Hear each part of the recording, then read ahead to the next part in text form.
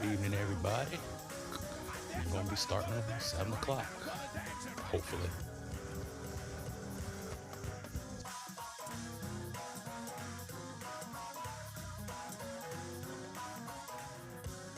That's what the Holy Ghost said. The Holy Ghost said it's going to be all right.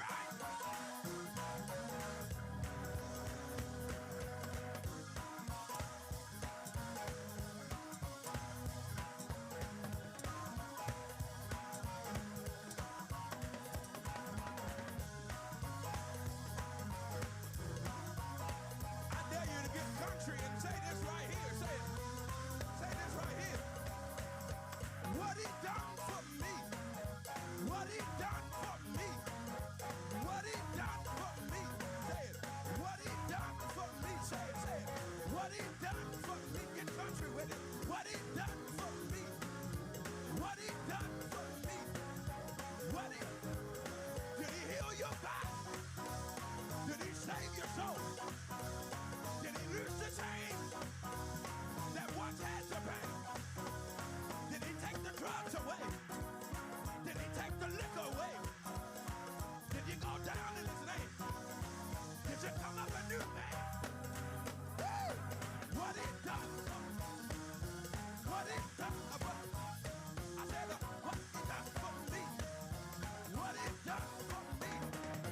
You can't tell it. Let me tell it. I got to tell it. Let me tell it. I want to.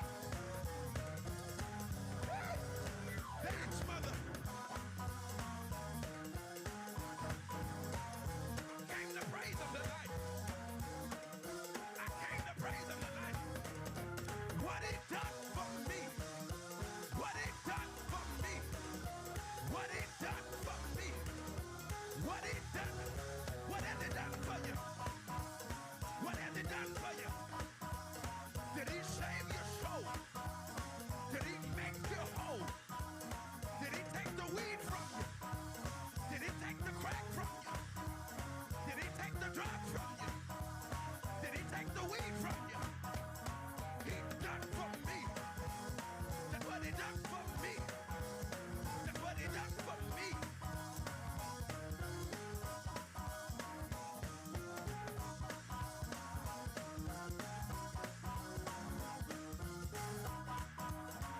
One more time, put your hands together right there. Put your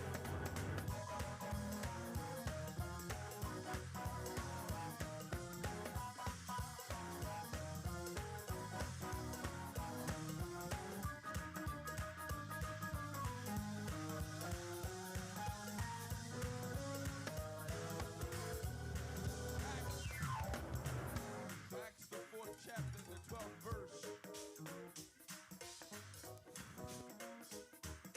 I know, but tell your neighbor, say, I can't forget what he done for me. I can't. Woo!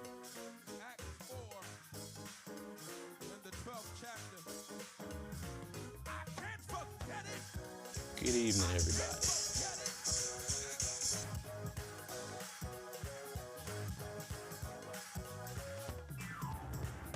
I know.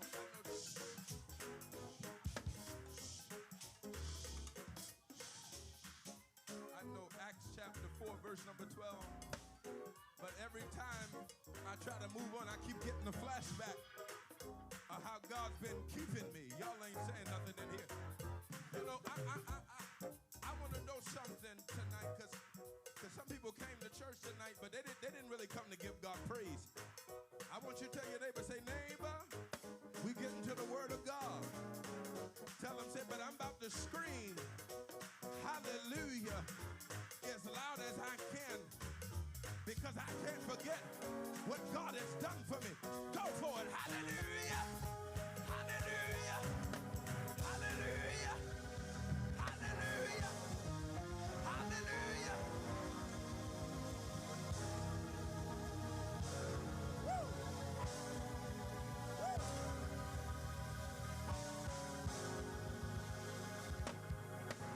Acts chapter 4, verse number 12. We got to get to the word. Acts chapter 4, verse number 12. If you're going to come to church in the midst of a pandemic where they're telling you if you come to church, you're going to drop dead. You might as well come and give them everything you got.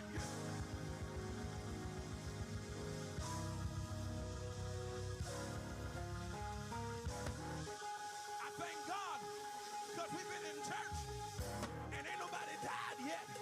We done came alive because of the blood.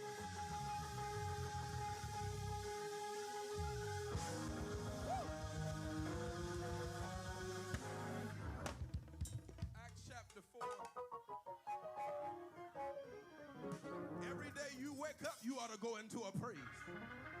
If you got breath in your body, I dare you to open up your mouth for the next 10 seconds.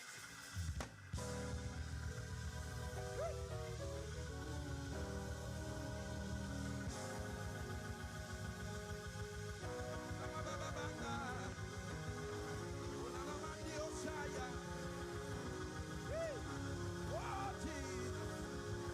Oh, Jesus.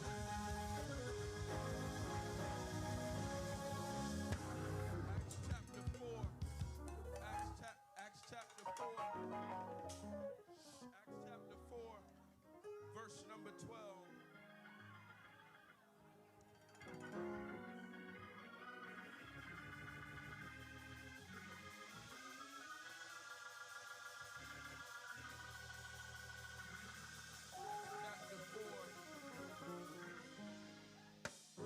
Acts chapter 4, verse number 12.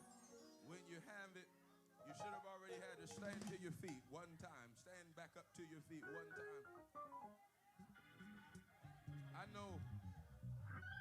I feel the Holy Ghost trying to take us somewhere else.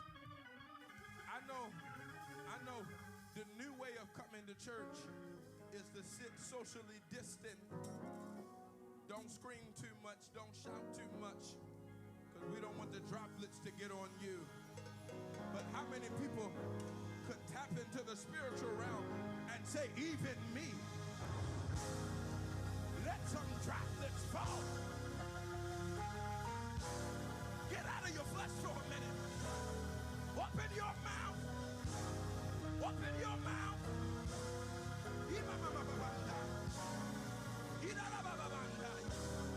Glory.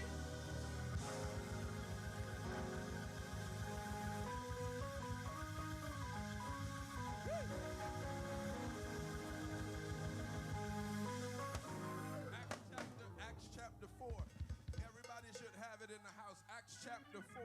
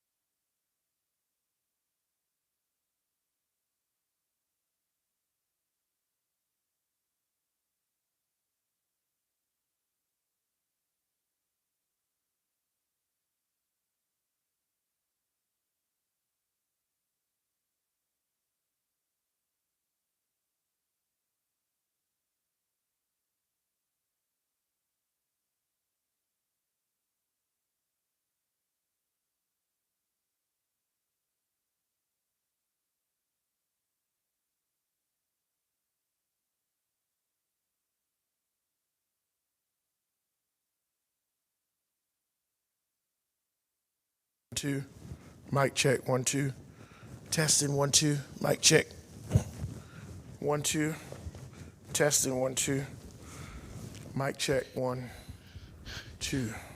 We can hear you. They can all hear you. Thanks a lot. Oh, you're welcome. I mean, you just said check. I mean, you said nothing out the way. So, you know. Oh, boy.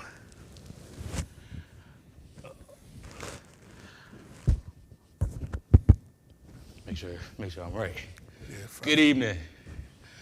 Welcome to When Ebenezer Talks. My name is Dominick White, and once again, 1 year later, I get the opportunity, who I could say is one of my closest friends, best friends, a 20-year friendship, actually. Interesting. Yeah, I'll be 38, and you were about 27, 28 when I met That's right. you at Mount Calvary for a funeral. So it's been a real long friendship, great relationship.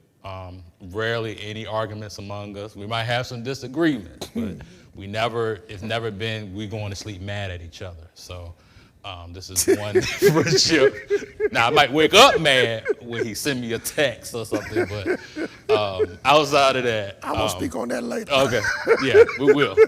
But it's kind of an honor from this time last year. A lot of things has happened with you Yeah. from last year to this year.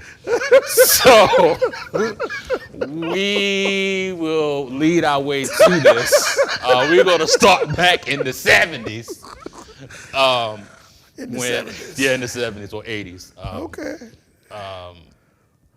With your father himself being a minister. Wow. Was it something, what intrigued you about preaching? What intrigued you to say, well, maybe one day I want to be a pastor, or one day I wanted to be a preacher? I didn't. I didn't want to be a preacher. I wanted to be a farmer. That's all I've ever wanted to do in my life was farm. Preaching came because I was around nothing but preachers. During the 80s, 70s and 80s, that was when revivals was Sunday through Friday. Oh, yeah. And every church Yep. had that one home where the guest preacher would stay. Mm-hmm. My father and mother's home was that home. And the guest preacher would stay there and he would preach. And my father would bring in, now mind you, that time my father wasn't preaching, my father was a deacon. Right. But he knew preachers. And he would bring in preachers to preach. And they would preach at Holy Trinity from Sunday night to Friday night. And even if the pastor invited them, they would still stay at my father's home because you didn't have Hampton Inn, Holiday Inn, Best Western. You had little small hotels. And so I was around preachers. Even outside of revival time, my home was always saturated with the R.W. Wilsons, the E.L. Bruces, the C.H. Baylarks, preachers that I can't even remember the names that are not even around here. I can't even call all the names of the preachers that would come. Cecil Scott would come and eat dinner. The late executive minister of BGC would eat dinner at my family home. And all I knew was preachers. And I would mimic preachers. I had a navy blue bathrobe. Don't y'all laugh. Don't y'all laugh at this. I had a navy blue bathrobe, and I would put it on, and I'd tie it up, and I'd go in the living room, and that same mirror is on that wall. Oh, yeah. I would stand in front of that mirror with a remote control or a hairbrush, and that was my microphone, and I would preach and hoop and sweat, and I would preach. I wouldn't stop until I sweated, because I didn't think I was preaching until I broke out in a sweat. And I just played with it. But it's so ironic that even when I got into college, a lot of us played in the dorm room, in the dean's office in the dorm. We would make pretend we were having service, and each one of us would preach. And to this day, all of us, with the exception of one, is now preachers of the gospel. Two, with the exception of two, are preachers and barrels of the gospel. And all of us played preaching, and we make pretend we're bringing bodies in. I am the resurrection life. We would do all of that. And so preaching has always been a part of me. When I was a little boy, I would be with my mother going in stores, and people would just see me, say, "Oh, you're going to be a preacher." Didn't know me. You're going to be a preacher. And so as the Lord would have it, I was riding through Craddockville, Virginia, on my way to Exmoor. And something came over me and I just started crying. And I said, God, I yield. And I told my pastor that I went to his house and I told him I went to his house on Saturday morning. And I said to him, I think I've been called to preach. And he said, I already knew it. And the rest is history. I preached my initial sermon the fourth Sunday in March of year 2000. And I've been preaching ever since. I was 24 years old, and I've been preaching ever since. And with you being with we feel the legendary Dr. C. Clifford, as a mentee to Dr. Clifford, what were you intending to learn from him? And then when you branched off from him to now be here at Ebenezer, what did you learn? Did you accomplish what you wanted to learn from Clifford? I think Clifford is one of the biggest reasons why I've been so successful at one church. I learned how to pastor and love God's people. Pastoring requires sacrifice. Pastoring is not always about what can the church give me, but it has to be about what can I give them. And if all I'm giving them is that, I'm a poor preacher, poor pastor. Clifford taught me how to navigate through the politics of pastoring African Americans. How to not allow the trustees and the deacons to pastor you, but you pastor them. And I learned the good, the bad, and the ugly from Clifford. And I had to learn how to tone down a lot of what I learned from him. Clifford was a control freak. I'm a control freak. I like things done one way. And it's not necessarily my way. Right. But I like them done. I'm very meticulous. I've toned it down some as I've gotten older, because life ain't that serious. Right. I thank Sammy Cooper for teaching me that. Life ain't that serious. Right. But Clifford taught me how to lead people and not let them lead you.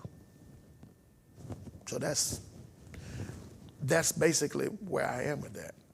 And with Clifford, we're coming up on 20 years of you pastoring here at Ebenezer. Yeah, God. Who else outside of Clifford kind of helped you mold, either living or dead? Oh my God. To mold you in different areas of your role as a pastor. Like Clifford taught me how to graciously and eloquently take care of a funeral. I take pride in funerals. How to bring a body in without notes, that's a pet peeve of mine. I despise seeing seasoned pastors still got to read I am the resurrection and life out of a book, and you've been pastoring 30 years.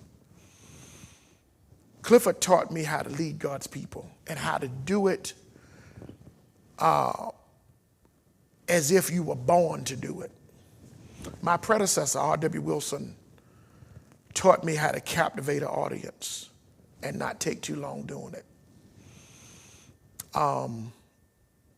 Calvin Jones taught me how to lead people in worship and to bring them back in for the word, and how to pastor people. I learned literally how to pastor people at Captain's Deck Restaurant. It's that restaurant. I learned literally. Calvin and I would go there and eat just about 3-4 times a week. And it was nothing that I wouldn't ask him. And he would show me and he'd allow me to come to Capeville, and I would practice it on his people. Right. And he would come here on Sunday mornings, and he would scold me afterwards. I remember one Sunday, we used to do prayer for the sick. And I would always lead the song for the prayer for the sick. I'm gonna get to that too. And I started singing, give me that. I started singing, take me to the water. Take me to the water. And so after service, Kelvin said to me, he said, why did you sing that and we weren't baptizing? It was a lesson in that. Don't sing that unless you're baptized. But no, seriously, Kev Jones taught me really a lot about sermon preparation, how to lead people, how to sacrificially give of yourself, how to come in your church and do what needs to be done so it's not a financial burden always on your church, right. but then also make them accountable. And so I learned that from him. Carl H. Baylard, who I talked to a few minutes ago, I've always marveled at his preaching style. Oh, yeah. And how he would break out into a song. Yeah. And to this day, that is the reason why I always sing after I preach. Because Baylard has always, I would sit on that pew right there when Wilson would have him run meeting, as we call it. And I would sit there on that pew as a 5, 6-year-old boy, and I'd sit and look at him and marvel at his preaching style. The only thing I didn't get from Baylard was playing the organ. We'll talk about that another time too. But, I mean, I ain't got time. I don't have time. It's not time in this night to talk about the Jeff Smiths and the Charles Kellums and the Tammy Wise and the Isaac Jenkins and the Lewis Watsons that helped me evolve into the preacher that I am now. And the mold of you being the pastor here in terms of preaching, I guess growing up, who did you, we know one is Dr. Baylard. I think that's everybody. Yeah. They're from the shore, Yeah. and you heard, or he was going somewhere with Bethel or Gospel Temple, you were going to see him. Like he was one of the, I think this church is one of the few churches I've came to where the church be packed at 12:30. Yeah. And Baylard was one that it didn't matter what church he was at, it was packed. Yeah. I'm like you, I always love his preaching. Even now, me watching Ebenezer Providence on Sunday mornings, and he'd just walk up with a preaching collar on and a Bible. He reads it, close it, and just go. Yeah. But for you, well, I know for me personally, I know that you've been doing a lot of that too, last minute. But growing up, who did you listen to? Or what pieces of people or preachers or even motivational speakers, because I think we use a lot of that in preaching too, that kind of evolved to the Milton Palmer Bunting as a preacher? Clifford, for certain, because for 13 years I sit under him. And so every Sunday, because Clifford was something like me, very rarely would he take off a Sunday unless he was going out of town. Right. Clifford, number one. Baylard, Charles Mapp. Yeah. Charles Mapp's preaching style was very different from a lot. He was not a hooper. Right. But when he got through preaching, you knew you had been preached to. Growing up, I listened to C.L. Franklin, Jasper Williams, of course. Of course, hoopology. As a child, E.L. Bruce, Isaac Jenkins, Lewis Brim. Yeah. Lewis Brim probably was one of my favorite preachers as a child other than Baylard, because Lewis Brim could take a verse and he wasn't going to shout you, but by the time he was done, you had seen God, you had been right to the borders of heaven, because he took you there and he made it plain. I watched and I listened to them and I observed them. And you got to understand now, back then, your parents had the radio. And so I listened to Harold Carter, which my father was friends with Harold Carter, Sr. Harley Wilson, who I would later in life become friends with and travel with, and he'd come preach here and I'd preach for him. Those preachers helped mold and shape my style until I got pastoring and realized that my style had to be versatile, because I've always taken pride in being able to not only preach at Ebenezer, but if I'm called to an Episcopalian church, if I'm called to a Pentecostal church to preach a service, I want to be able to go in and preach to them people and they get something from what I'm saying, just as if I was at Ebenezer. And what I mean by that is, some preachers don't believe in this, but I do. Your style has to change. Your style has to be, you have to be able to adapt to the people you're in front of. And you can't hoop everywhere. Right. Some places you have to just teach, talk. And a lot of preachers, I think, mess up because they don't know how to change their style and meet the people that's in front of them. And that comes with practice. Ebenezer has been, I don't want to say guinea pig, but they've been my test pilot, I guess, because I've tried different styles on them and to see, and I'm going to tell you where else, the funeral home. Yeah. I've learned how to preach, preaching in the funeral home, different styles, preaching without notes. It's been a many Saturday morning I've walked in there and preached funerals of people that I did not know. But by the time I was done, you thought we were best friends, because you seek God and you ask God for a word, not for the dead man or the dead woman, but for a word to help the people. And so that's where a lot of preachers, man, even in the Chester Mars, Aretha Cross, preachers that have helped me see and look at things differently.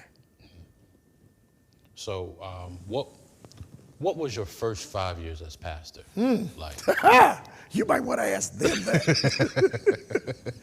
My first 5 years were good.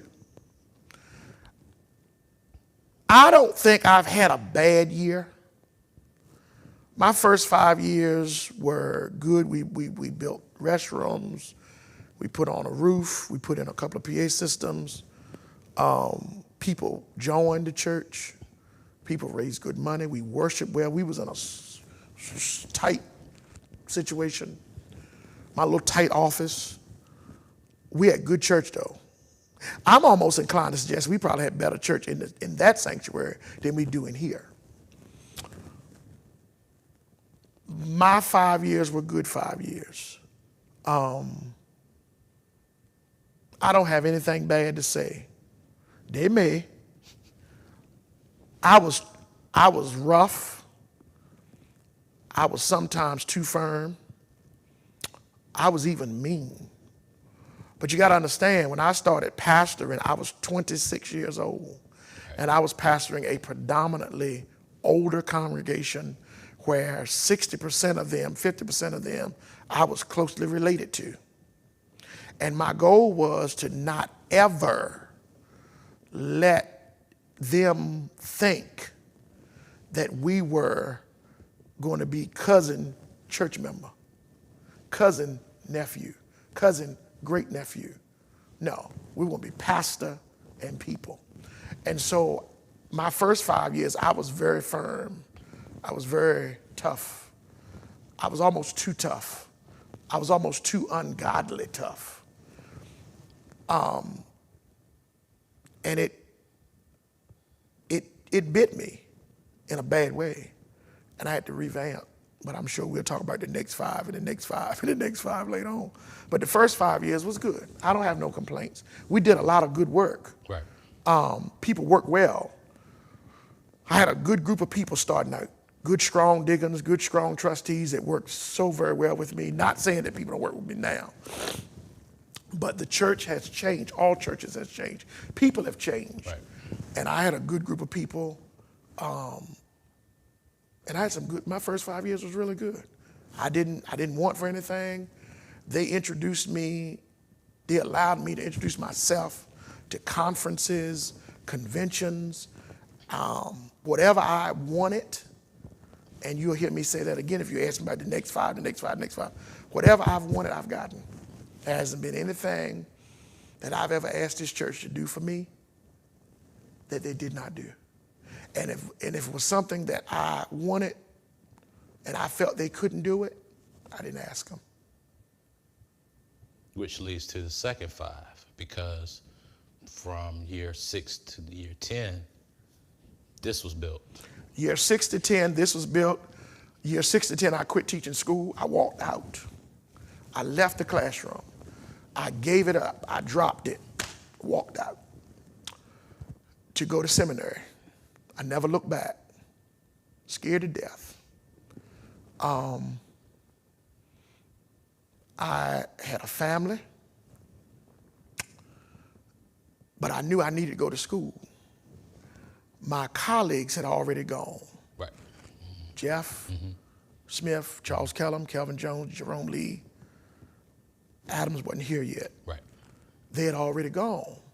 And so we're sitting at Captain's Deck Restaurant on a Monday morning, and they're talking about Borkin Sanders. They're talking about James Harris. They're talking about Pat Gould-Champ. They're talking about Virginia Union. They're talking about dialectic method of preaching, and they're talking about liberation theology and womanist theology. And I'm like, ooh, all I'm talking about is St. Paul's. St. Paul's, yeah.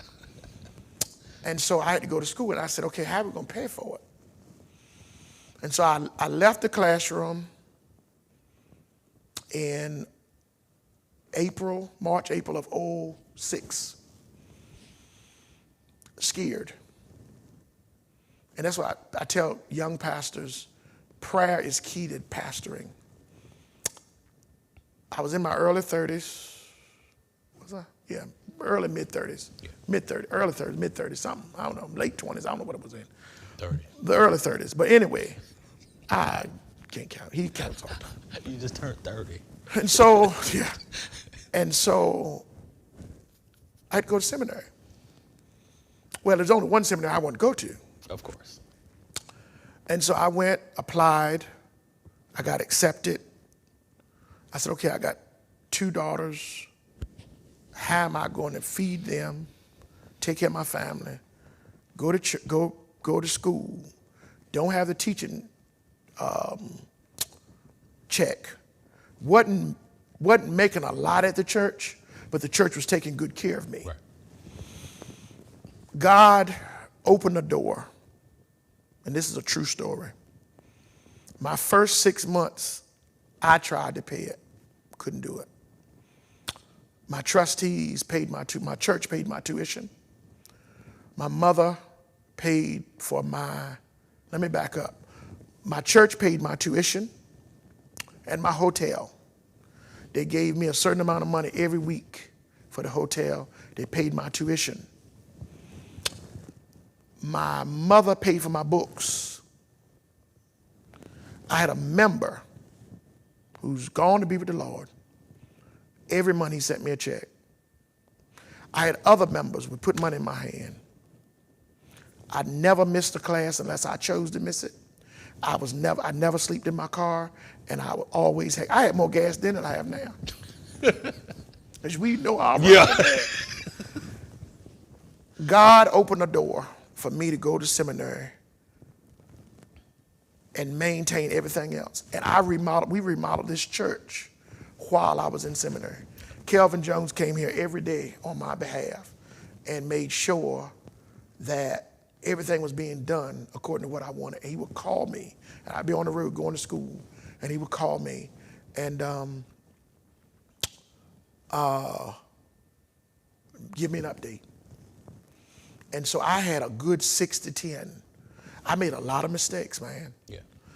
My years of 6 through 10 were self-inflicted. I mean, my whole 20 years, I've made a lot of mistakes, and we'll talk about that. But I really screwed up a lot of times. There were times that Ebenezer probably should have voted me out of here. But because of the grace of God, and I'm being honest, God is what kept me. If you are pastoring and you can't admit that you've messed up, and you can't be open and honest and say, look, there have been moments that I have not done it right.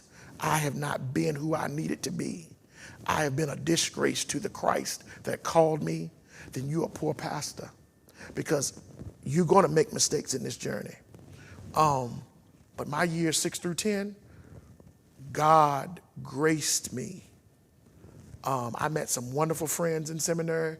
Seminary changed my whole outlook on preaching, on pastoring, on how to look at a text, how to preach a text, how to lead God's people. And I toned down. Seminary toned me down. Seminary helped me calm myself and become more focused. That was 6 through 10.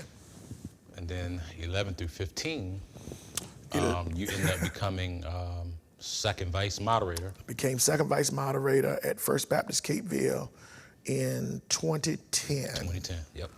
I was sitting in the back talking to Vonda Smith and I don't remember now, but a couple other members down there. And my name came out, which I knew I was going to be second vice, but it came out. 10 through 15 was rough for me. I went through a season of turbulence, weathered it, but I went through it. It was rough.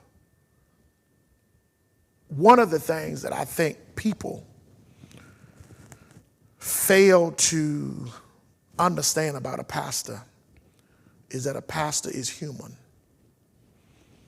And you go through and you face the same vices, the same temptations, the same issues that regular people face. And I know what somebody's saying. Well, you have prayer and you have this and you supposed to be closer to God. All of us supposed to be close to God. You being close to God does not negate the fact that you will, in certain instances, go through some seasons where you're not going to make it or do it right. I preached through a lot of turbulence. And the turbulence that I preached through was self-inflicted. Nobody pushed me.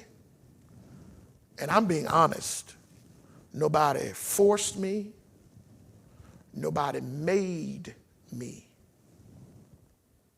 It was all on me. But this church stood by me every step of the way. I put them through a lot. They went through a lot in years 11 through 15. A lot.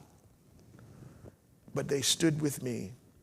And I never have had to question the membership of Ebenezer Baptist Church as it relates to their love for the pastor. Now, they ain't always liked some of the stuff I did, but I don't think it's ever been a time that they ever stopped loving me. I've never had one, I've never even heard, because the pastor hears everything, and I've never had nobody come back and say, ABC member said, you ought to leave. I've never had a church meeting where they call a vote to vote me out.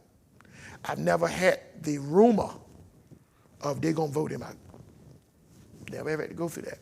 God has been kind. And I think one of the reasons God has been kind to me in that instance is because I never stopped loving his people, and I always put them first. I put them first to the point that it destroyed certain areas in my life. And I'm now having to rebuild, readjust, refocus, restart. remodel. Remodel. Yeah. Because you can lay your life, your marriage, on the altar for ministry and wake up one morning and you have to start over. But here's the good news.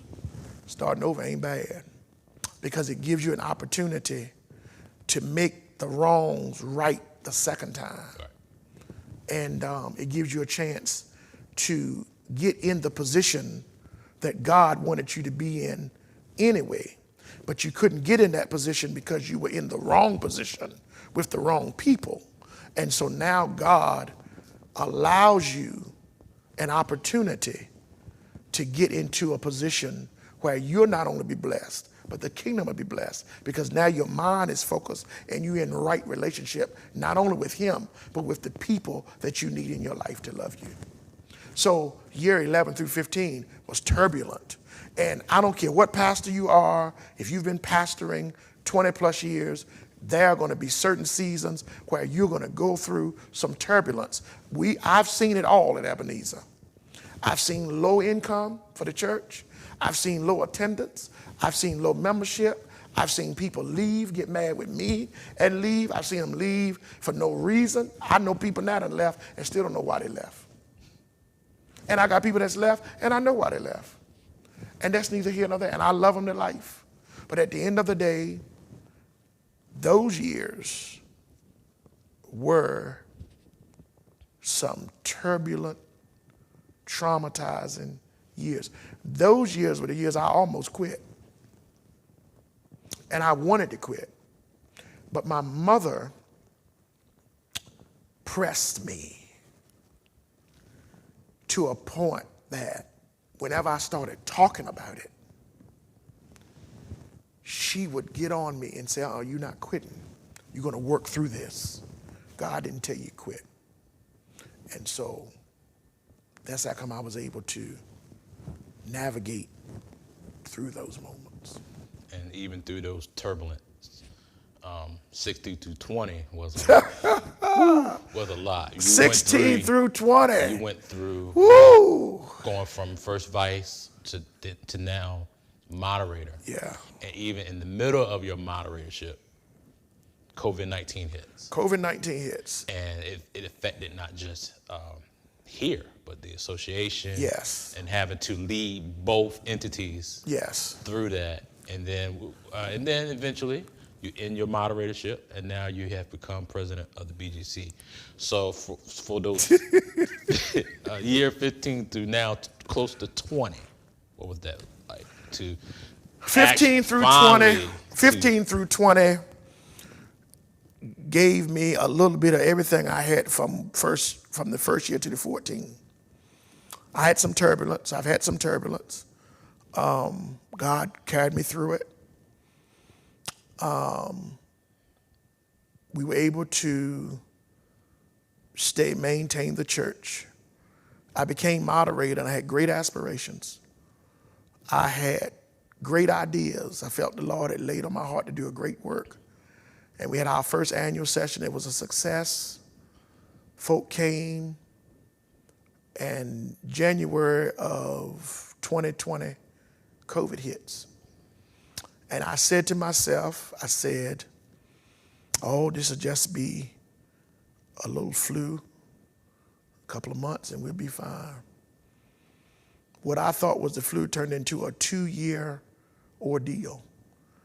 And we didn't have anything but a virtual meeting for the next 2 years, with the exception of the third year going outside. I did not achieve, and Reverend Dr. Lisa Johns, who's very close to me, she's like a big sister to me, gets on me to this day. I still feel like I did not achieve what I wanted to achieve as moderator because of COVID. In the rural area, people got to understand that it's hard. You have the virtual piece, but it's hard to get people to connect. Yeah.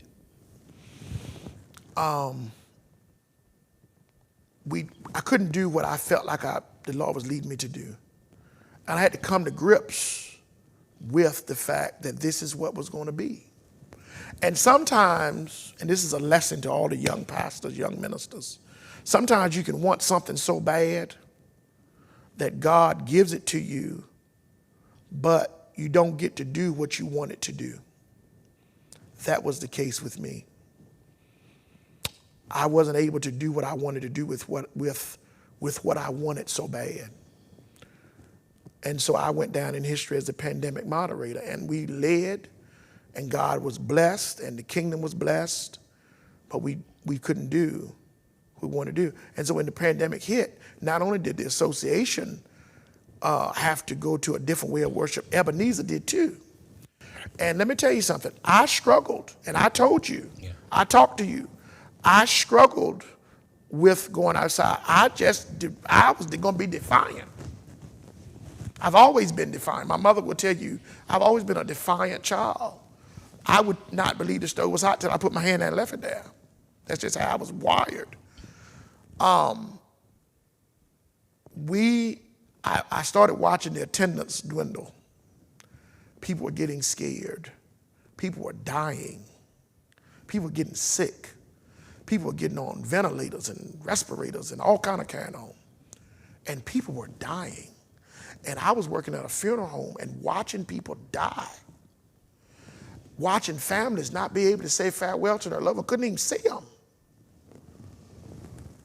So we went outside.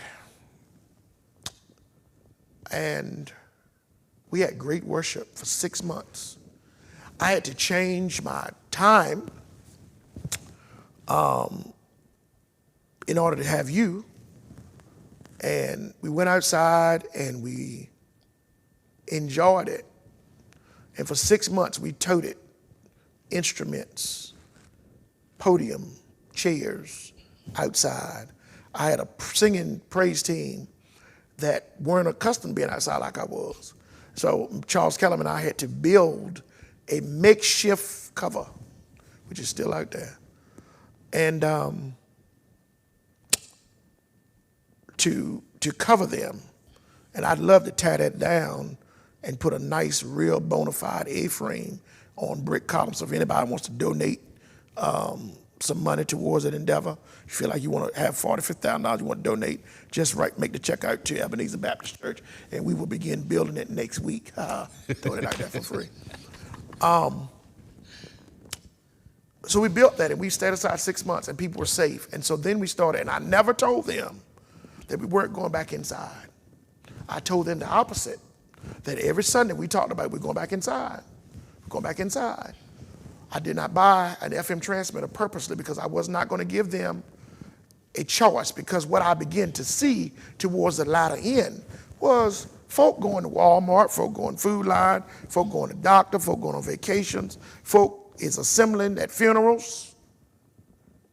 But when Sunday morning comes, you want to stay outside because you're scared, but you're not scared nowhere else.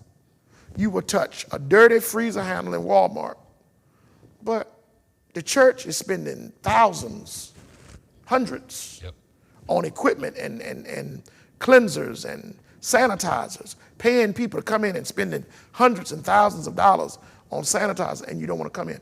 And so I decided in August that we were going to come back in September. And so we began to make preparations. We talked about it, and we had Bible studies. We did videos. We did everything we could think of to help people prepare. And so we taped off our pews, and we put everybody every other pew, and we stopped coming to the altar, and we stopped walking around for offering, and we started getting our communion in the vestibule, and church changed. And the pandemic blessed us because there were some things that we were doing in our churches that was antiquated, obsolete, and it was not giving God glory. It was giving the traditionalists glory. God was not pleased, nor was he getting anything out of that. It was just us, because that's how we were wired and trained. And so I think the pandemic blessed us in some ways, and I think it hurt us in others, because some of the things it has done, it has caused us to now, we are just now getting back to wanting to be around people. And so we came back inside, and God has blessed us. No one ever got sick. No one ever caught anything. The church has maintained itself, and we have made it through, and we continue to make it through. And so then we ended the moderatorship during the years 16 through 20. And right in the same year of me ending being moderator of the Eastern Shore Virginia Maryland Baptist Association and its ministries, That's right. I became the president of the Baptist General Convention of Virginia, the second pastor in the history of the convention to come from the Eastern Shore, first being that of Reverend Dr. Charles Francis Mapp, who pastored the African Baptist Church, who was very good friends with my father, who married my mother and father, who catechized me during my ordination. And so I felt humbled to follow Charles Mapp. Charles Mapp was a brilliant theological thinker. Charles Mapp was so brilliant that a lot of churches back in the day, their deacons, trustees, would call Dr. Mapp when their pastor wasn't doing right in their eyes. They would call Dr. Mapp to see if what the pastor was doing right or wrong. That's how much respect Charles Francis Mapp had between Cape Charles and Pocomoke. And so I took on the helm of this great august body, and it has been a very enjoyable, June, July, August, September, October, 5 months. It's been a lot of work. It's a lot of travel. There's a lot of wear and tear on my body. I've done a lot of preaching, and it's a lot that needs to be done with the convention to bring it up to date. The model needs to change. The way we do convention needs to change, and if it doesn't change, we're going to die, just like in church. Yeah. We've had to change. I take pride in having young adults in my office, at my table, saying, listen, let's look at this. Let's consider this. Let's do it this way. Let's try it this way. And I think our convention has to come to the point that we're going to have to look at how we do the convention work and change our model to meet the needs of the current culture. Because right now what we're doing is just doing a traditional model that just satisfies a certain group. And that's why it's hard to get others to attach themselves to the body. They're detaching. Right. Because we won't come up to par, if you will, and be what we need to be and meet the need of the total person. And so years 16 through 20 has changed me. It's changed my status on a lot of levels. And I'm grateful for the journey. I am grateful for the lessons I've learned. I'm grateful for the position that I'm in.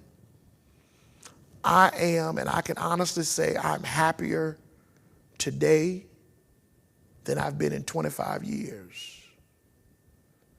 With my personal life, with my church, and with where God has me. I don't feel no ways tired. God has been very good to me. I am a young man who came from a little town called Boston, Pungatig. I played in the yard, in the neighbors' yards, and I come from a farming family. All I know is preaching, potato bed, and now working at the funeral home. That's all I know. Teaching school.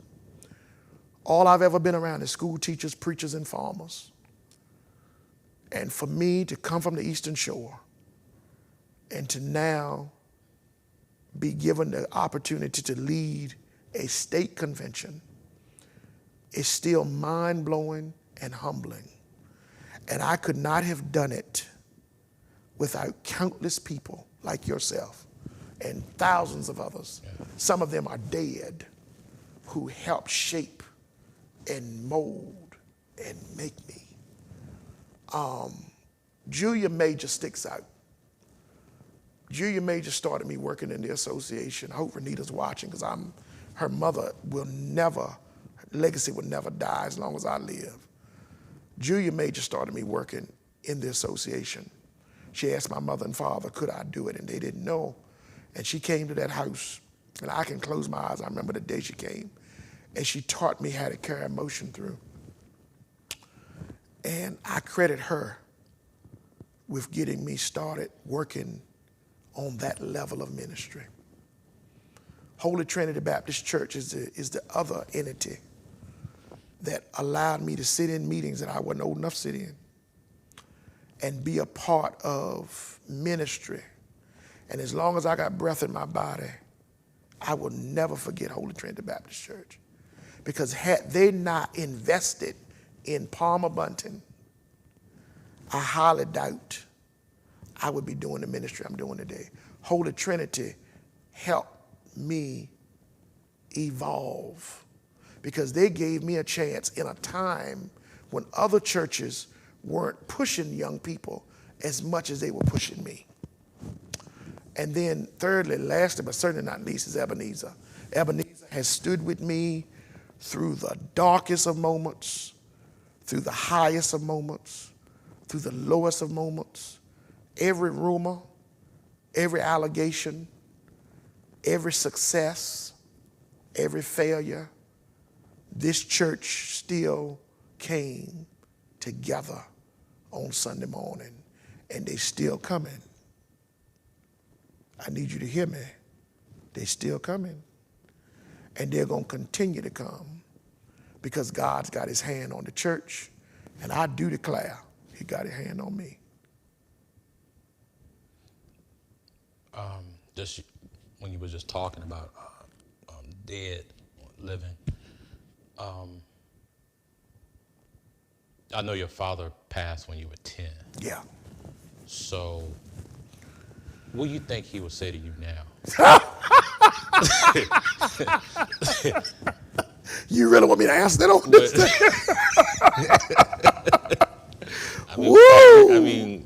He would say to me, Pamela, I'm proud of you. And he would be the loudest person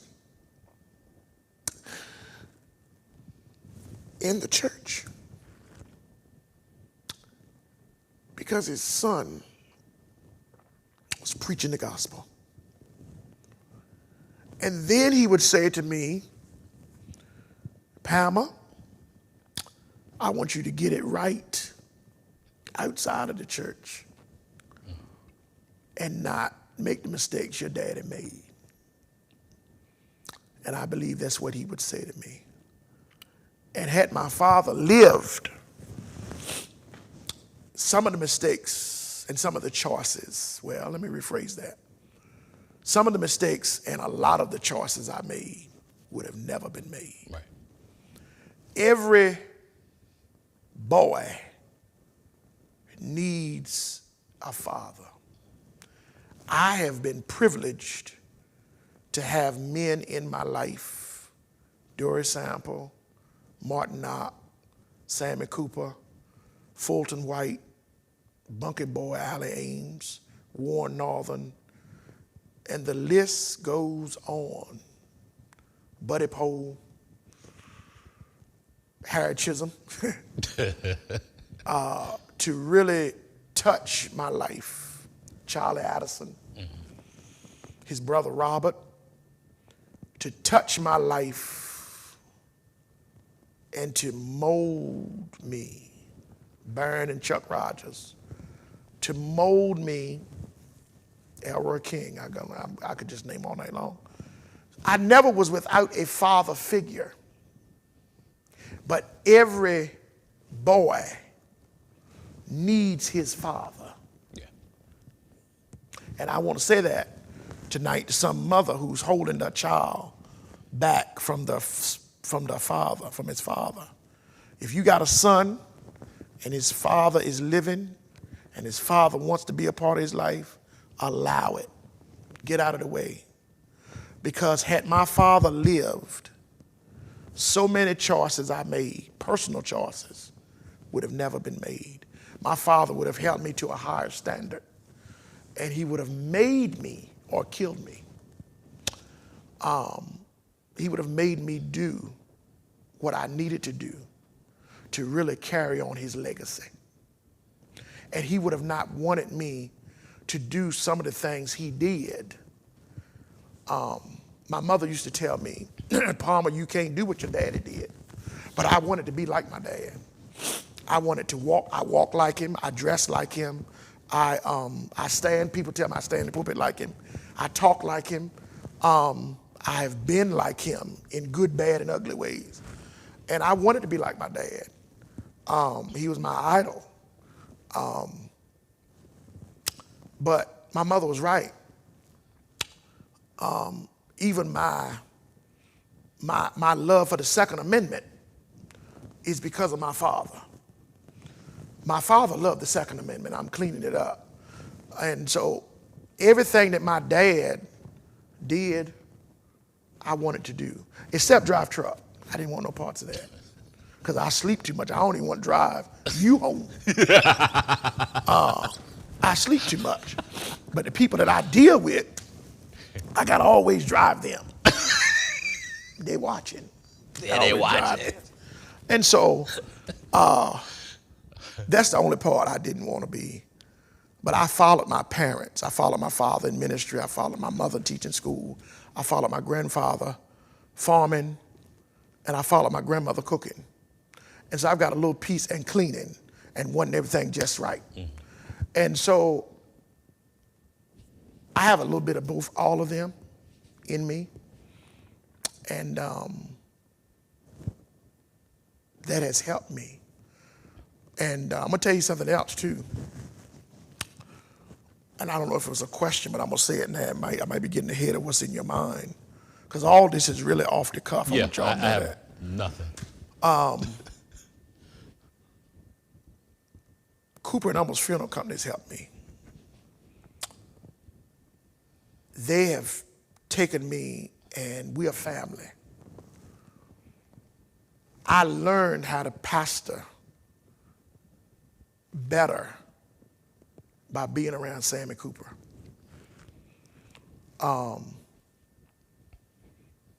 Loving people, accepting people for who they are, knowing what dog to fight, Yeah. and what dog not to fight, has helped me in my latter years tone it down and be the kind of pastor that God really needed me to be. And so I owe a great deal of gratitude to them because I've gotten preaching engagements from just preaching funerals. And so that has really helped me. And how has it shaped you in terms of you learning to having to cut friendships or certain? Boy, Lord Jesus. One of the hardest things I've had in 20 years is learning who was really real and who wasn't. And I think I've learned that more in years 16 through 20 than I have in any other season of those 20 years. I've lost, and I shouldn't say lost, but I have disconnected myself, or they disconnected themselves, or I don't know how it was, but there has been a disconnect from people that I had been connected to for years, ever since I was old enough to know it better. I'm a loner. I've learned the art of eating alone, traveling alone. If you ride with me, you'll notice I don't ride with the radio on. Nope. Even when I'm alone, I don't ride with the radio on. I know how to live alone, and it doesn't bother me. Friendship, I've learned in 20 years, is a very delicate word. And I think sometimes I have given it a wrong definition. Friendship doesn't mean that I got to talk to you every day. Right. But friendship does mean that If I'm down, you down with me. If I'm up, you up with me. If I'm been blessed, then and we're celebrating it, I expect you to do the same. In other words, do unto me as I do unto you. But that ain't always the case. Yeah. And so over time, I've had to learn that in ministry, a lot of times, pastoring is a lonely craft. And anybody that tells you it's not telling you a lie. Because everybody that's in your office, everybody that's in the pulpit pushing you to preach, don't really mean it. There are a lot of people that don't want to see me where I am. And where I am, I didn't ask. I didn't ask for Ebenezer. I didn't ask for the association. I didn't ask for state convention. God gave all that to me. And you learn who your friends are. As you grow, as you climb the ladder of success, and as you make mistakes, and God graces you with grace and mercy to get around them, and to not let those mistakes destroy you, because that's nothing but God's grace. Yeah. That's not nothing I've done. That's not because of who my dad and mom was. That's not because of my name. That's not because of my financial status. That is because God saw fit to put a hedge of protection around you, even if what you did, or even if your mistake was your own fault. God put a hedge of protection around you because he said, you're mine, and I've put a calling on your life, and I need you to carry out this calling. He never called perfect people. Right. I've learned through my successes, and I've learned through my failures who's real. And that list is very short. That list has gotten even shorter in the last year. And this is probably the first time I've ever said anything about it. You learn how to remind yourself daily that you're not a twin. No one was born with you. And so if nobody was born with you, you were born alone, then you learn how to master the art of being alone. And sometimes it's better to walk alone and trust your shadow than walk with somebody who's got a knife in their hand behind their back. Psalm 55 says it was not a enemy. That's right. And I'm paraphrasing, that did me in. Yep. But it was my friend who walked with me to the Lord's house. Psalm 55:12, I think is where it's at. And so I've learned in 20 years, people are not going to rejoice. Don't expect it. I don't worry about it anymore. I don't need to hear you say you preach well. I don't need to hear congratulations. I don't need to hear you make a lot over me. My church is getting ready to celebrate 20 years. Segue. 20 years. They're going to do a banquet, a gala. And Pastor Larry McCray is going to preach first Sunday in December. Pastor Michael Chandler is going to culminate it on the second Sunday in December. And they had to make me have a gala. And I tried to get out of it. I called my chairman. If she's watching, she'll attest to it. I called her one morning. I did everything but beg. I did everything but tell her we ain't had it. And that was one of the few times she went against me, because very rarely does she go against me. She's one of the best. And she said, no, we're having this. You deserve this. And she is working her kazula off to make this happen. And so I'm going along with it. I don't like a lot being made over me. Right. I just want to preach the gospel, sing in F flat, L long, whatever key I'm in. And sing praise him. And sing praise him, yes sir. And make up songs while I'm riding. Wow. And just have a good time doing it. Yeah. But the church wants to bless me. And I'm going to go get a nice outfit, take a good bath. I'm going to wear a suit. So you know it's got to be. I'm going to come and let them celebrate me. The friendship is very different. A lot of the friends I started out with in year 1, I don't have them in year 20. Right. And it's not all because of death. A lot of people that I started out with in year 1 are not in year 20. And there are some I miss, and there are some I'm glad they're gone, because they never meant me no good. And it's up for y'all to decide who that is. It's up to you. I don't care. But you learn. I've learned a lot.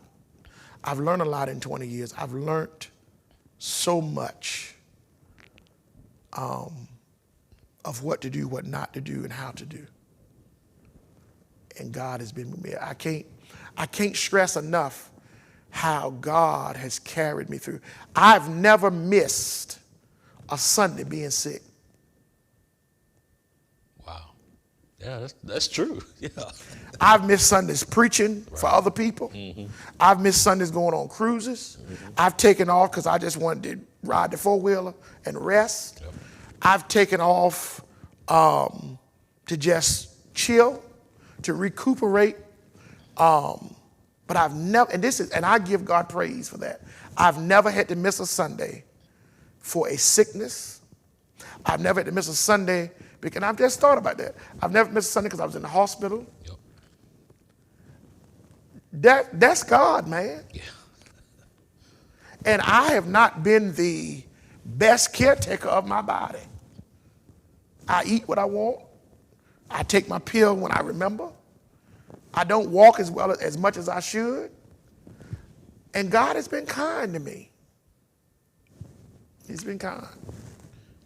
And so I think the last question, you reaching 20, what do you feel when you finish that you can tell your, if other people ask you, how was your pastoral ministry here, or your tenure at the association, or your presidency at the Baptist General Convention, what would you tell them? Like, what would summarize your ministry? I'm learning very quickly as it relates to the church, because the association and the convention is already set in stone. Association was 4 years. You already knew that. They tried to give us a conglomerate of preachers who shall remain nameless out of respect, who wanted me to try to stay another year, and I refused. I thought about it first. I said, no.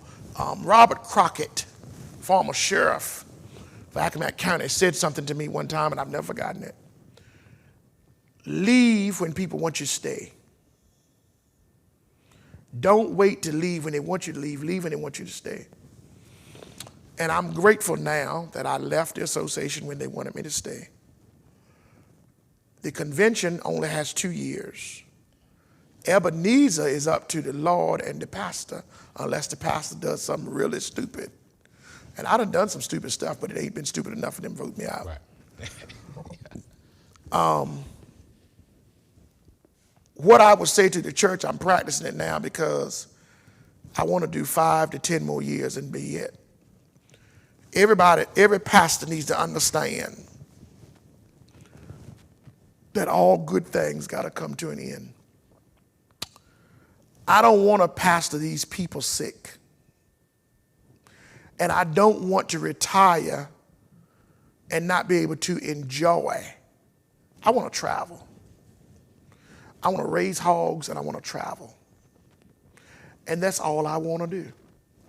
I want to get up, I want to fly to New Orleans, and I want to stay 2-3 days. And I want to visit some other states. And I just want to go and enjoy life. And when you're pastoring and you're committed and you're consistent and you love God's people, you just can't jump up and go when you get ready. Yeah. And so 5 more so 10, somewhere between 7 and 10, because my trustees is watching. They're probably getting the answer. To get a little word. Getting a word. 7 to 10 years, I think, is a good time to come out, unless the Lord says otherwise. I don't want another church. Ebenezer has been so good to me, I don't want to go anywhere else. Now, let me put this in perspective. If God wakes me up and says to me, I want you to go XYZ, I got to go. Because that's what God, too many times pastors will say, I'm not leaving, I don't want to leave, I'm not going. I can't say that, because God has the last say on when I start and when I finish. Right. I'm saying 7 to 10 because I've done 20. Yeah. My goal was 25. Yeah, it was. We talked. My goal was 25 years. But I feel I got 7 to 10 more in me. And if my voice will hold up and my body will hold up, I'll pull it, as long as they're willing to pull it with me. Now, if another church comes, it's got to be God sending it. I ain't going looking. Right. What I would say, as far as my pastorate when that time shall come, is that I did the best I could with what I had. I didn't do it all right, but I tried to make this better for the next man or woman that's going to succeed me. I tried to give to them what my predecessor gave to me. He didn't give me a broke church. He didn't give me a broken down church. He didn't give me a broken down people. And I hope that when I'm done, I can pass the baton that the church is not broke. It won't be rich, but it won't be broke. And the people won't be broken. And the church won't be broke down. The Lord ain't told me to build nothing else other than that canopy that somebody's going to donate the money to tonight.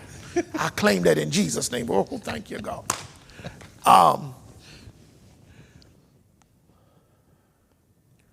I'd like to purchase a piece of land for the church for more burial ground. I'd like to blacktop the driveway and then just maintain, make repairs that we need to make in the church that needs to be done. I want to be able to say to the next man or next woman that I did my best. What I would say to the association, I said it fourth Wednesday in July, I did all I could do with what I had. I pray that you all will take it and carry it to the next level. The convention is a little different, because 2 years is not long enough for you to really do anything but preach and visit. I'm trying to do all I can to bring about some positive change, to make the Baptist General Convention be seen in a more positive light. It's not easy. Yeah. I got a good team. Right. We're working very hard. That's right. We had a mortgage on the children's home, and God has blessed us to navigate through those corridors. And so now I can focus on other areas. But when I'm all done and I preach my final sermon in this church, I just want the Lord to be pleased. And I want him to bless me with years to travel, to enjoy life, to spoil Jasmine, even though she's grown and what have you. I'm going to start another chapter in my life and move forward. And I got other children spoiled too. But I want God to be pleased. I want him to be pleased with the work I've done. I want him to be pleased with what I've preached, what I've taught. And I want him to be pleased with how I've loved his people. That's what I think I want. That's what I know I want. I'm not as worried about materialistic things now as I was 10 years ago. I still like a good shoe. I still like a good suit. And I still like a good steak. But I'm not as bombarded with the need of I gotta have it. Because I've had it. Right. I was raised well. God blessed me to be in a family where I didn't want for nothing.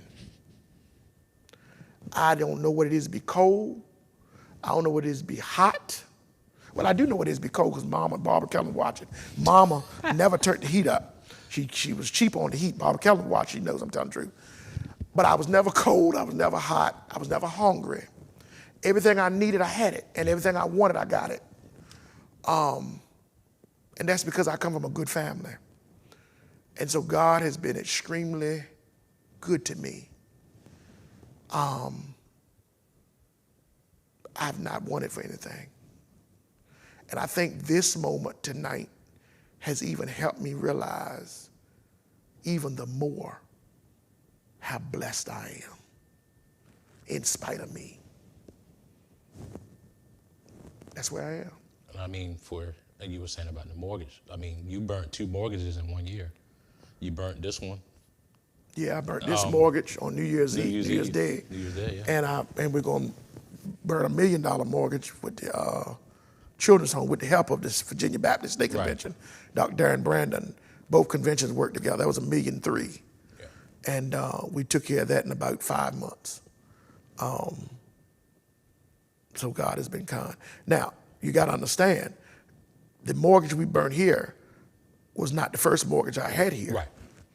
I've had 2 mortgages here in 20 years, and we paid them both off half of the time we were supposed to. That's because people of God gave. Ain't nothing I did. Right. They gave. They came to the table and they worked. I have a working church. They will work. They're not a fighting church. They don't fight me. Nope. They don't argue with me. They work and they worship. And if you have a church that's willing to work and worship, God will take care of the rest. But you got to give them something. You can't be lazy. Nothing makes me hotter than a lazy preacher. You got to study. You got to pray. I come down here at least 3 times a week, and I lay before the Lord, or I get on my knees and I pray. People don't know that about me. People see me laughing, joking, ha ha, but I'm serious about prayer. Prayer is what has kept me sane. Prayer is what has kept me from doing something that I shouldn't do. Prayer has kept my church together when I wasn't together. And so my mother and father taught me the worth of prayer and the word of prayer, how to pray and how much prayer really means. And if you don't have a prayer life, you're going to fail. You're going to fail. And that's what's kept me. Prayer has kept me. So, ain't really much to say. I think hopefully I covered. You're a smart young man and not have nothing wrote down. I learned from someone who would, come up in work clothes and preach that you did Sunday. We won't go there. Yes, I did, because I pastor 2 churches, and I want to say that. I don't want to leave St. Mary's out.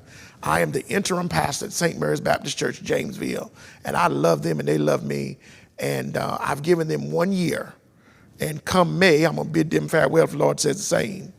And I cannot, their service at 11, mine's at 12:30, and I don't care how early I get up in the morning, I just cannot get myself together. Every Sunday. But we have a good time. We have a good time. I am so grateful. God has been so good to me. I don't have, those of you who are pastoring 2 churches, may the Lord bless and keep you. I don't know how you do that. My hat goes off to you in doing that. Well, not only you pastoring 2 churches, you at times, well, he got to feed the pigs, but that's also part of your own business. So to have to get up and you actually have your own business to attend to. Yeah. Then to also, on top of that, pastor 2 churches. Then on top of that, you oversee the whole state convention of Virginia. Yeah. So, how you able, I mean, you got a good team. I'm almost in every one of them. But,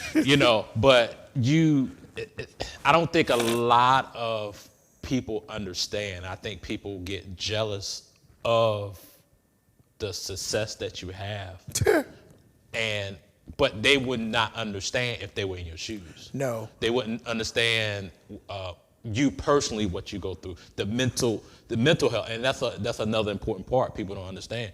People just want to just up and want the pastor, especially the young guys or women, but that mental health, you going through. I'm not saying. I have. I've going gone through depression. I've gone through it. I've gone through it. And I want to address it. I've gone through it. There have been times in my 20 years that I would tell you, and I've told some others, I knew I suffered with depression. I just wasn't diagnosed medically by a doctor. I've had some very close persons that were very close to me, and they're watching tonight and would say, you need to go see a therapist, and I would not go. And now I promote it. Mental health in the clergy is a very serious piece. And that's one of my vision points for the Baptist General Convention, is that we would focus over my tenure dealing with clergy mental health. There have been moments where I really was going through a depression because I had the weight of my personal life, I had the weight of the church, I had the weight of the association. Now, that wasn't since I've been president, because I've learned how to adapt, and I lost the association. I didn't lose it, but that I was no longer had to deal with it. Right. I've had moments where, and I'm being transparent, where I just thought I was about to lose it. And everybody has a coping mechanism. Mine is my 4-wheeler and my pigs. And I know that sounds crazy, but, and it's my Second Amendment. 4-wheeler, Second Amendment, and pigs. Yes, I said it to y'all. I have a shooting range, and I go back there and I shoot my guns. Because if you don't have a coping mechanism to cope with all of what's on your shoulders, because you can't talk to everybody. And I've learned that the hard way. You cannot share. I was talking to a pastor today. He was telling me he shared some things and it got out wrong. You cannot share. There has been some things going on with me that only 2 or 3 people knew. You can't share everything because people don't understand. Yeah. And when you're a pastor, people automatically look at you and think, oh, you're supposed to have it all together. Or because you're Pastor Bunting, you're supposed to just have everything in line. It doesn't always work that way. I've got the best workers for Bunting Farms that any farm could have. Right. I can leave and go to Switzerland and stay a week.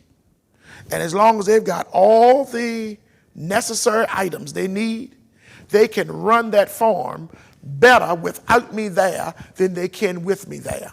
June Boy, Fernand Ames Jr., Duke, and Sean. Duke and Sean. And I can leave them and they can run it. I have the best trustees that any pastor could ask for. I don't want for nothing. The church don't want for nothing. Everything's covered. I have a team of people in this church, and just initiated some more Sunday, where I don't even now have to keep my calendar. I took great pride in keeping my calendar. Now all I do is text my calendar to a young lady who's my administrative assistant. I text her 10 o'clock Zoom Thursday, and she reminds me. I don't have to do that. I have a good team, and I'm running 3 businesses: meat business, lawn care business, farming operation. 3 businesses: Divine Lawn Care and Landscaping, Bunting Farms, and Little Mitt's Meats, named it after my father. And so all of these 3 businesses I run, and then I'm pastoring the church, and people ask me, when do you rest? And I tell them, I'm wired like my mother. Those of you that knew my mother, know my mom, know that she would get up at 4:30, 5 o'clock in the morning, 6 o'clock in the morning. Now, her son don't do that. I'll get up 6:37, and I'll work until 10, 11, 12 at night and be ready to go again the next day. But I get my rest, and I feel good. And my body tells me when it's time to lay in. There are some mornings I don't get up until 11, 12 o'clock. And the winter time is my best time, because then I don't get up. Mental health is very important.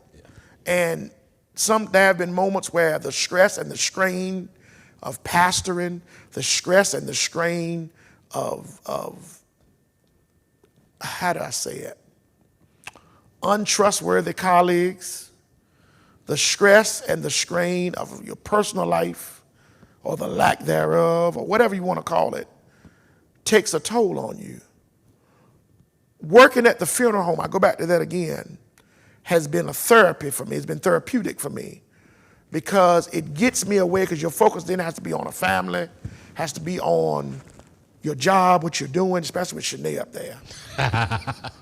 I hope she's watching. I hope she is too. It's not like it is with her dad, but with her it's different. She'll catch that tomorrow. I love you, those bosses. I really do.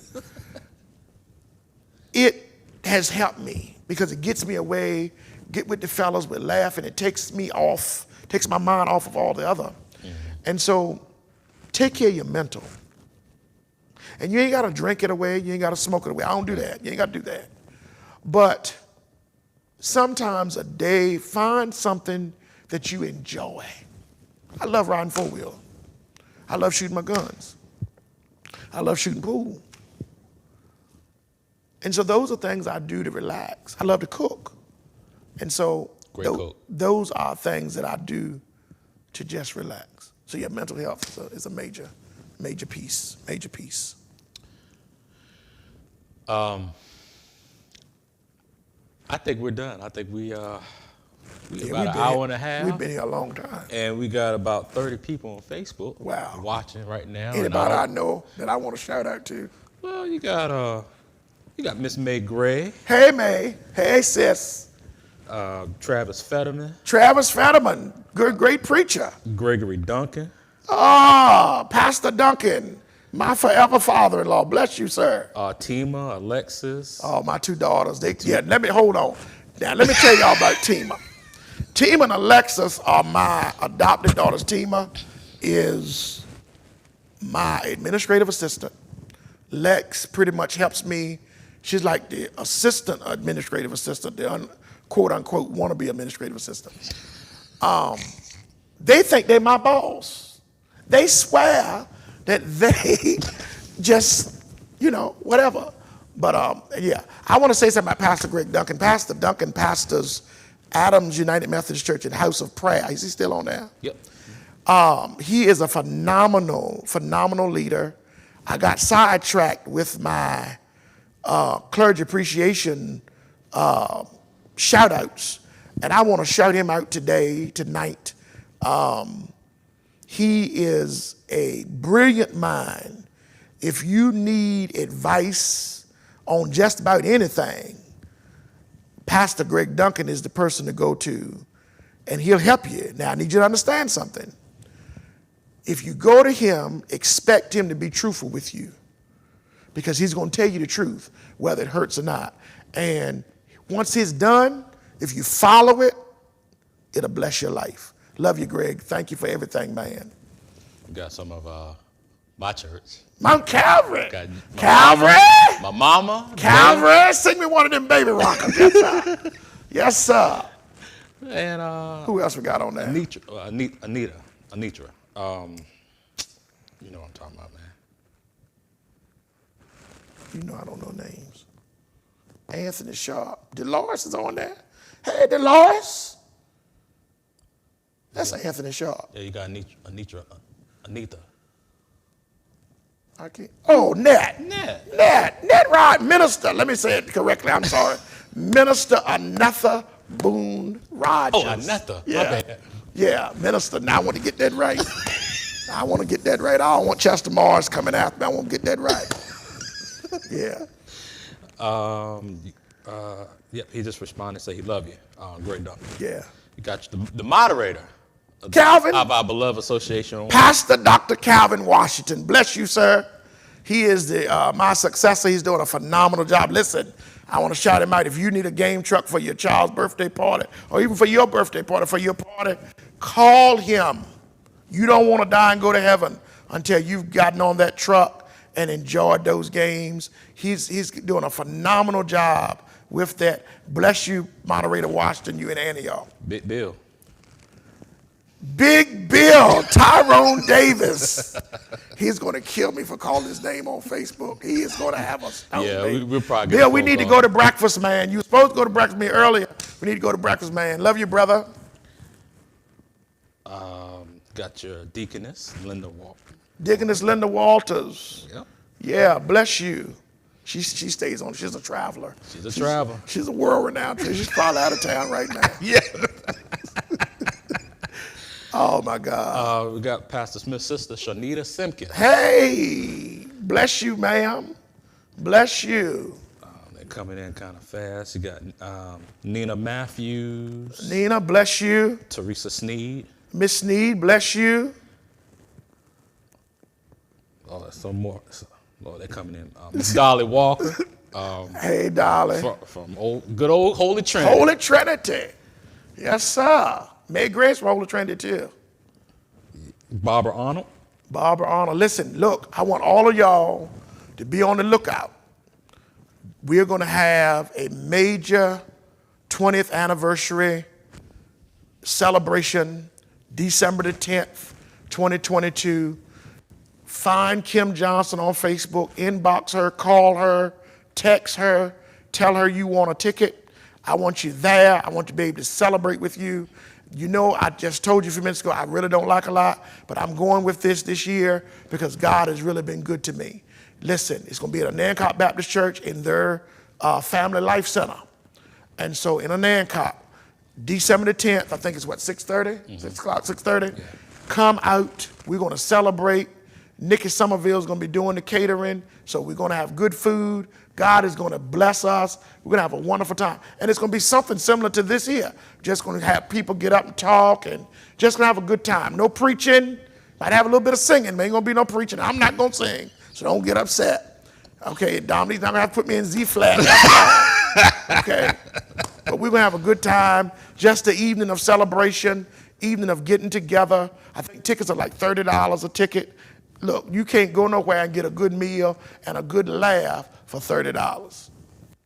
All right.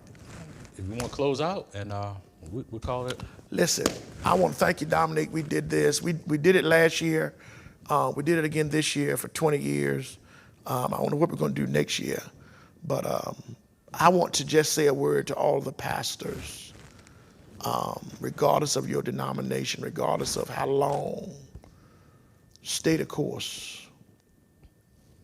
We make it look easy. Some people will come in this church and say, oh, he's had it made. I have worked. I have cried. I have bled. I have been betrayed. I have gone through a lot in 20 years to get to this point. Don't give up. I know what the members will do. That's the part we didn't talk about. I know what the officers will do. Don't give up. Stay the course. I'm telling you tonight, somebody's watching. Somebody's going to hear this. Anthony Sharp, I saw you on that too. Dolores Upchurch, I saw you. God bless you. Stephanie. Stephanie Smith. Mm-hmm. Stephanie, I love you and the girls. Don't give up. Brother preacher, sister preacher, brother pastor, pastor, don't give up on your people. I know sometimes they make you mad. I know sometimes they don't come to church. Sometimes they don't give like you need them to. Don't give up. Keep praying. Keep believing in God. Keep preaching the gospel. Don't come in this pulpit or any pulpit, your pulpit rather, no Sunday and bash your people. I've done it. Nobody couldn't write a sermon to bash folk like me. I wrote the book on it. Don't do that. Every Sunday you mount that pulpit, you preach a sermon that will uplift, inspire, engage, and empower them. And if you keep doing it, I'm a living witness. God will bless your life. Thank y'all so much tonight. I want to see y'all December the 10th. I want to see you there so we can celebrate together. Then first Sunday in December, 12:30, you can go to your service. Then you can come hear Larry McCray. He's going to sing, he's going to preach, he's going to hoop, he's going to play the organ, and we will have a good time in Jesus. Then the second Sunday, Pastor Michael Chandler, the new pastor down to African Baptist Church. I wanted him to come because Chandler has a special place in my heart. And so many times, pastors gave me an opportunity to preach their anniversary when I was a young pastor. And I'm doing it for that reason, and I'm doing it because Chandler is really, really near and dear to my heart. And so he's going to come and preach the gospel of Jesus Christ. Listen, I want to close with this. I have not been perfect. I've made a lot of mistakes. I haven't done it all right. Certain chapters have closed in my life. New chapters have been opened. New books will be written. Old books have been put on the shelf. But through it all, God has been faithful to me. And if God has been faithful to me, he will undoubtedly, unashamedly be faithful to you. God bless you, and good night. And Tima, he will have your fried cabbage. And he gonna make me some too. Good night, everybody.